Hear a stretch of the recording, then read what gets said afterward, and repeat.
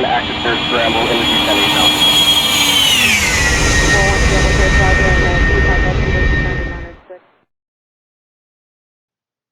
Hello and welcome to today's flight.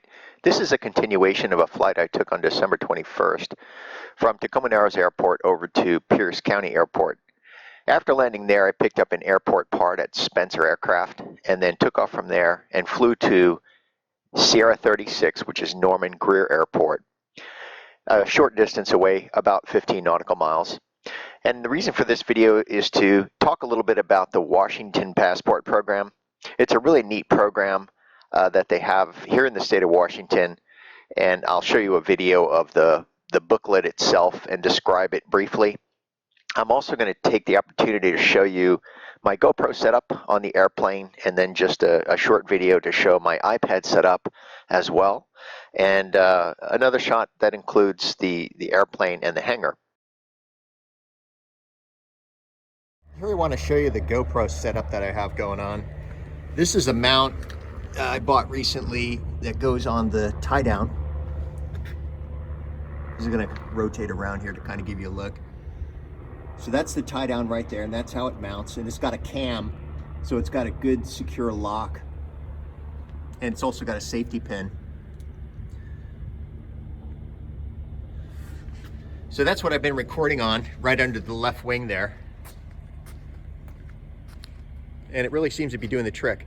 The one thing I forgot to point out is I had to stabilize it because it was getting a lot of movement. So what I did is, up here, if you look, this is weather stripping, real thick weather stripping.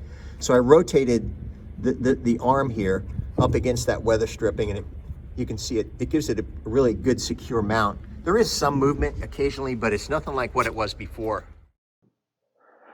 Okay, so here's the flight we took from Pierce County Airport after picking up our airplane part over at Spencer Aircraft. You can see it over there on the right side of the screen. Over to Norman Grier Airport, which is S36. The purpose of this video is to talk a little bit about the Fly Washington program, which I've participated in since I bought the airplane on October 1st.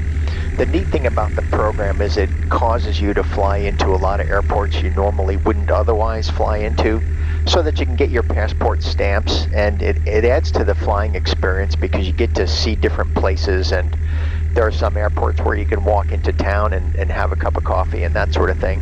So it's good for the local economies where these airports are located. I've probably flown into maybe 30 different airports. I have to count them up. And so again, this is a really short flight over to Norman Grier. So here I am taxiing out of Pierce County Airport. There's a couple airplanes, as you can see, there getting ready to take off. So I'm third in sequence. So I'm pulling over here to do a quick run up and wait for them to take off.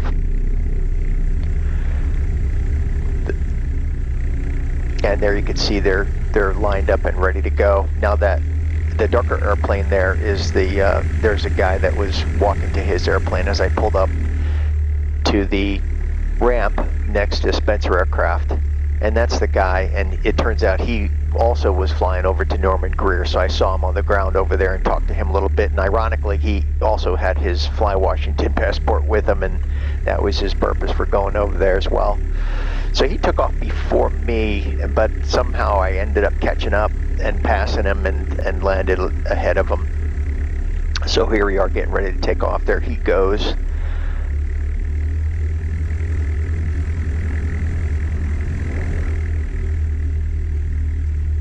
And I took off and climbed out to 2,000 feet. I think he went a little bit higher, and that may be part of the reason that I ended up going in ahead of him, as he had a longer climb out and was going a little bit slower after takeoff. So here we are, ready to do our takeoff roll. He's already gone, and he's on climb out. We'll see him again here in a minute, making his crosswind turn as we're climbing straight out. So I tried to create a little bit of extra spacing because when he did his radio call, he also announced that he was departing to the north. So here we are taking off runway 17, and we did our radio call for departure on the left downwind to the north. So we'll be making a left crosswind turn and then enter the left downwind for runway 17 and then continue to the north toward Norman Grier Airport. You'll see him here in a minute making his crosswind turn.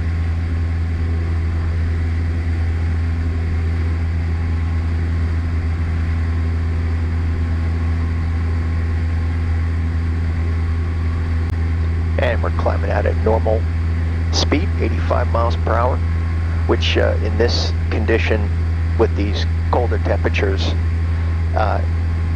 gives us a climb out speed of a climb out rate of about 1,000 feet per minute. There he is on his crosswind leg, getting ready to turn left downwind. So the airplane performs really well in the colder temperatures. Again, you can get about 1,000 foot per minute climb out with just me on board the airplane at 85 miles per hour. That changes in the summer months, of course, as the air gets a lot warmer and the density altitude's a lot higher. So we're about 300 feet below pattern altitude, and we begin our left turn. There you can see Mount Rainier off in the distance. And you can see the smoke off the different smokestacks, which gives you a sense of the wind direction.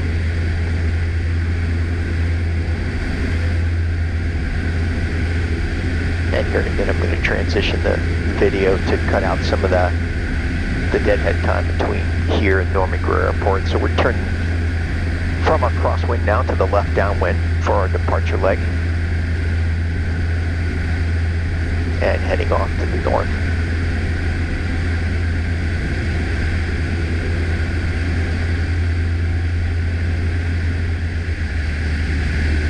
Okay, so here we're approaching Norman Grier Airport. We're probably just a few miles out, making radio calls and getting a sense for what the air traffic is going into Norman Grier. It was actually surprisingly busy.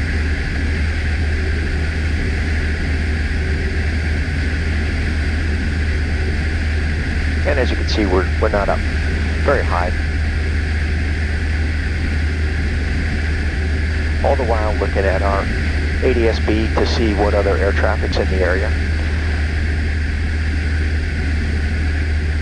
Most airplanes that fly in this area, which is under the mode C veil for Class Bravo at SeaTac, are already equipped with ADS-B out, which is automatic detection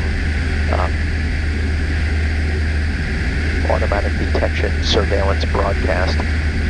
And so you're going to see better than 90% of the air traffic on your iPad screen using ForeFlight.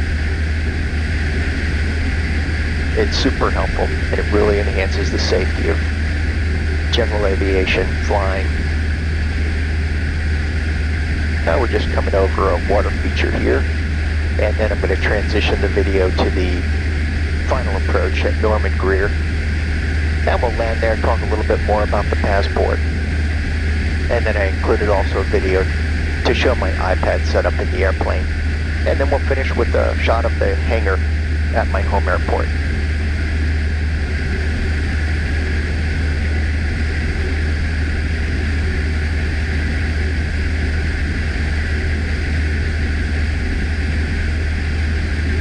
Yeah, the Northwest, the Pacific Northwest really is a beautiful place to fly.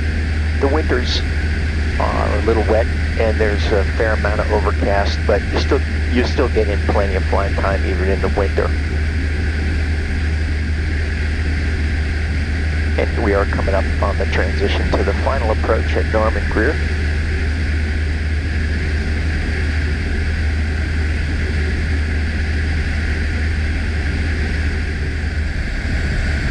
So there you can see the runway off, just to the right of center in the screen there. And again, that guy that took off before us is somewhere behind us, sequencing in for his final approach. The neat thing about flying into these unfamiliar airports in the Passport program is it really adds to your flying experience, getting used to seeing different runway dimensions, narrower, shorter, some that are just down inside the trees like this one, so you get to experience the mechanical turbulence of the wind. and that sort of thing as you descend below the treetops.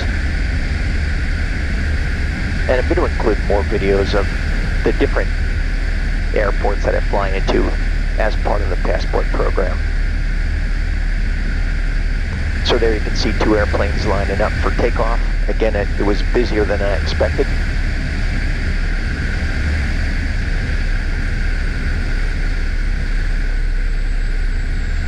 And there we are landing runway 33.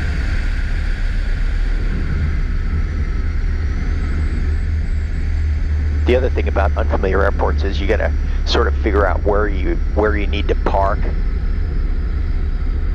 You have to find the transient or visitor area so you're not taking up somebody's designated parking space. Some of them belong to flight schools and others are rented space. Of course, in this case, I'm not going to be spending much time on the ground. I just went in. I actually bought a aeronautical sectional and got my passport stamp. So here we are coming up, and again, they weren't marked spaces, so I just pulled into the first one again, knowing I wasn't going to be here for very long. So I'm going to put the airplane in that space there just to the right. So I'm turning off here to the left.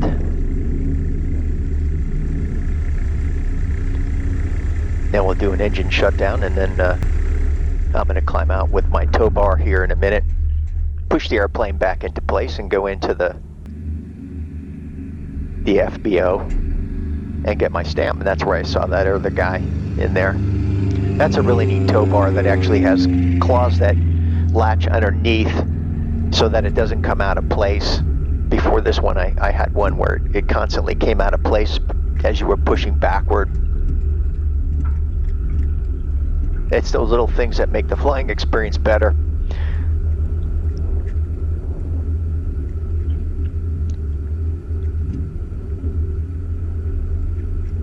So there I'm parking, and I went in and set the parking brake, and then went in and, as I said, got my passport stamp, my sectional, and came back out. And here we're going to transition over to the video to talk a little bit about the passport.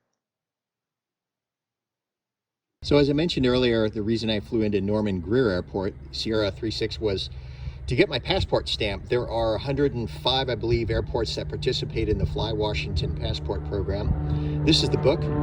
It's broken up into regions. And there's the stamp that we just added for Norman Grier Airport. And then this one I did yesterday. And that one right there is on Whidbey Island, Eisenberg. And this what you're looking at here is the Northwest region. But I've probably flown into about 30 airports, I believe. So it gives you a mission and a destination for the day, and it causes you to fly into some airports you wouldn't otherwise normally fly into. And so it's a pretty good experience. Okay, mission complete, and starting the airplane, pulling out onto the taxiway, and back down to runway 33 for takeoff. Now, right after this takeoff, I actually requested a transition through SeaTac Class Bravo airspace, but that request was denied because of workload. So I ended up doing a 180 and flying back down through underneath the SeaTac approach airspace, which runs from 1,800 to 10,000 feet. So I stayed underneath that Class Bravo shelf there and flew across back to Tacoma Narrows. So here I am pulling up to runway 33, and there's someone, as you can see, right in the run-up area.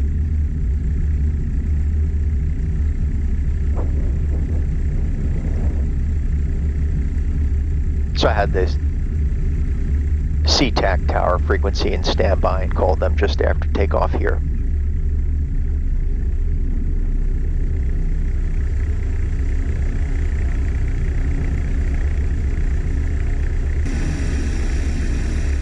And there we are heading out to the runway for our takeoff roll.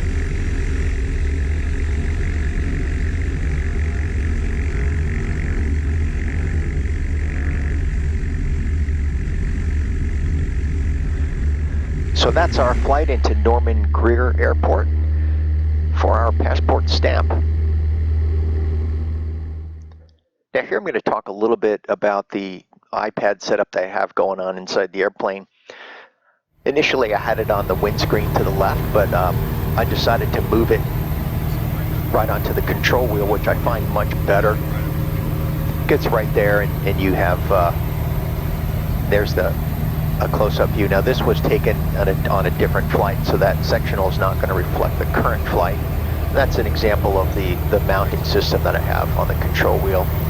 I also have one set up on the right-hand side for co-pilot if they have their iPad. And I use an iPad mini.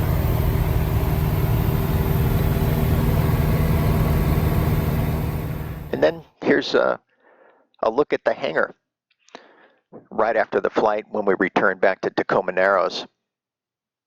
So that's it. Thanks for joining me today, and I hope to see you again soon.